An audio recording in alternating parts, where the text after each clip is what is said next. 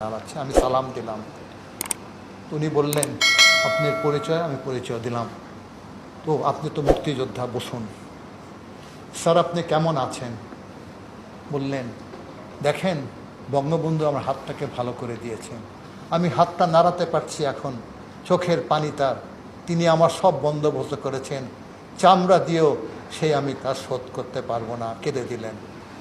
আমি বললাম, কিন্তু শুধু আপনার বঙ্গবন্ধু না, এরকম অনেক মানুষের উপকার করছে। বললেন, কি বলে কৃতজ্ঞতা প্রকাশ করব? আমি চলে আসলাম। এই ব্যক্তি ছিলেন শরীফুল হক ডালিম, যে রেডিও স্টেশনে গিয়ে বলেছিলেন স্বৈরাচারী মুজিবকে আমরা হত্যা করেছি।